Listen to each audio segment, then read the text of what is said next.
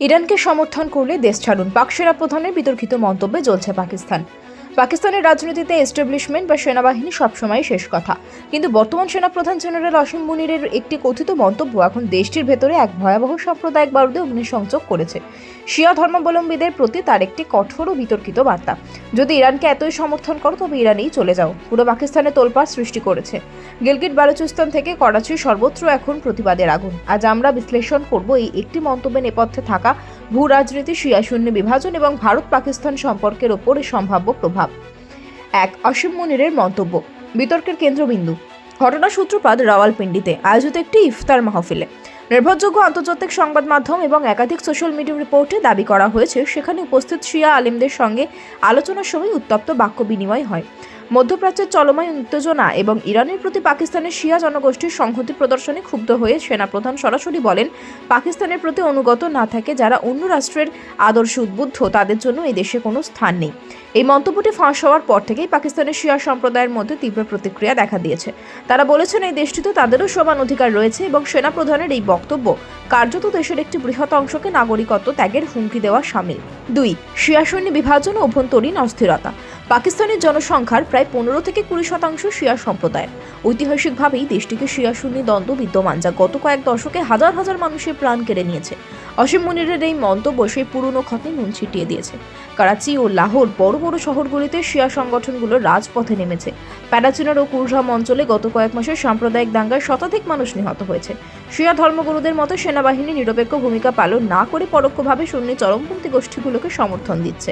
3, গিলগিট বালুচিস্তানে বিদ্রোহের সুর। পাকিস্তানের বিতর্কিত উত্তরাঞ্চল গিলগিট বালুচিস্তান বর্তমানে কার্যত অবরুদ্ধ। এই অঞ্চলটি শিয়া প্রধান এবং দীর্ঘদিন ধরেই তারা ইসলামাবাদের বিমাতাসুলভ আচরণের শিকার।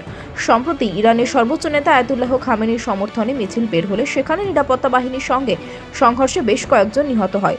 বর্তমানে গিলগিট ও কাসকার্দুতে অনির্দিষ্টকালের জন্য কারফিউ জারি রয়েছে। বিশ্লেষকরা মনে করছেন সেনাপ্রধানের এমন আক্রমণাত্মক ভঙ্গি গিলগিট বালুচিস্তানের মানুষের মনে বিচ্ছিন্নতাবোধ আরও বাড়িয়ে তুলেছে।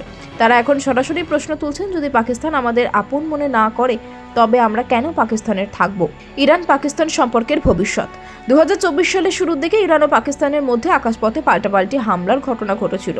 যদিও পরে কূটনৈতিকভাবে বিষয়টি সামলানোর চেষ্টা করা হয়, কিন্তু আসিম মুনিরের সাম্প্রতিক অবস্থান প্রমাণ করছে যে পর্দার আড়ালের সম্পর্ক মোটেও ভালো নয়। আসিম মুনিরকে ধরা হয় কট্টর সৌদিপল্লী এবং মার্কিন ঘনিষ্ঠ। ইরানের উপর পশ্চিমী নিষেধাজ্ঞা এবং সৌদি আরবের সঙ্গে রিয়াদের চৈরবৈরী সম্পর্কের কারণ পাকিস্তানের এবং ইরানের থেকে দূরত্ব বজায় রাখছে। ইরান সীমান্ত দিয়ে বালুচ বিদ্রোহীদের মদদ দেওয়ার অভিযোগ তুলে আসিম মুনিরের ইরানের বিরুদ্ধে কঠোর অবস্থানের বার্তা দিচ্ছেন, কিন্তু এর ফলে পাকিস্তানের ভেতরে থাকা শিয়া জনগোষ্ঠীকে ইরানি এজেন্ট হিসেবে চিহ্নিত করা হচ্ছে, যা বিপজ্জনক। ভারত পাকিস্তান সম্পর্কের ওপর পাকিস্তানের এই অভ্যন্তরীণ বিশৃঙ্খলা ভারতের জন্য অত্যন্ত তাৎপর্যপূর্ণ। গিলগিট হিসেবে বালুচিস্তান ভারতের অবিচ্ছেদ্য অংশ হিসাবে মনে করা হয়। সেখানে যদি গৃহযুদ্ধ পরিস্থিতি তৈরি হয় তবে ভারত আন্তর্জাতিক মহলে পাকিস্তানের দমন পীড়নের বিষয়টি জোরালোভাবে তুলতে পারবে। ইতিহাস সাক্ষী, যখনই পাকিস্তান সেনাবাহিনী অভ্যন্তরীণ চাপে পড়ে তারা জনগণের নজর ঘোরাতে সীমান্তে উত্তেজনা তৈরি করে। আসিম মুনিরও কি ভারতের সঙ্গে কোনো ছোটখাটো সংঘর্ষের দিকে পা বাড়াবেন? এই সম্ভাবনা উড়িয়ে দিচ্ছেন না প্রতিরক্ষা বিশেষজ্ঞরা। 6, আন্তর্জাতিক মহলে পাকিস্তানের ভাবমূর্তি। পাকিস্তান বর্তমানে এক গভীর অর্থনৈতিক সংকটে নিমজ্জিত। IMF এবং বিশ্ব ব্যাংকের ঋণের ওপর টিকে থাকা একটি দেশের সেনাপ্রধান যখন নিজের দেশের সংখ্যালঘু সম্প্রদায়ের বিরুদ্ধে এমন উস্কানিমূলক মন্তব্য করেন তখন আন্তর্জাতিক মানবাধিকার সংস্থা সোচ্চার হয়। ইউরোপীয় ইউনিয়ন এবং মার্কিন যুক্তরাষ্ট্রের মানবাধিকার রিপোর্টে পাকিস্তানের সাম্প্রদায়িক সহিংসতাকে বড় ঝুঁকি হিসেবে দেখা হচ্ছে। সেনাপ্রধানের এই মন্তব্য পাকিস্তানের GSP+ স্ট্যাটাস বা বাণিজ্যিক সুবিধার উপর নেতিবাচক প্রভাব ফেলতে পারে। সাম্প্রদায়িক রাজনীতির পিছনে বাস্তব কারণ। কেন আসিম মুনির এমন ঝুঁকি নিলেন? 1, ইমরান খানের জনপ্রিয়তার মুখে সেনাবাহিনীর যে ভাবমূর্তি ক্ষুণ্ণ হয়েছে তা পুনরুদ্ধারে একটি অভ্যন্তরীণ শত্রু তৈরি করে। 2, সুন্নি কট্টরপন্থী দলগুলো সমর্থন আদায় করে ইমরানপন্থীদের কোণঠাসা করাই আসিম মুনিরের কৌশল হতে পারে। পাকিস্তানের জন্য সময়টা মোটেও ভালো যাচ্ছে না। একদিকে মুদ্রাস্ফীতি, অন্যদিকে TTP ও বালুচ বিদ্রোহীদের আক্রমণ।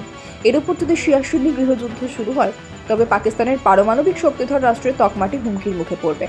আসিম মুনির ইরানে চলে যাও মন্তব্যটি কেবল একটি বাক্য নয়, এটি একটি রাষ্ট্রে বিভক্ত হওয়ার সংকেত হতে পারে। পাকিস্তান কি পারবে এই সাম্প্রদায়িক আগুনের হাত থেকে নিজেকে বাঁচাতে, নাকি জেনারেল আসিম মুনিরের দম্ভ দেশটিকে খণ্ড বিখণ্ড করার পথে এগিয়ে নিয়ে যাবে? অনেক, কিন্তু উত্তর আপাতত ইসলামাবাদের অন্ধকারের গলিতে বন্দী।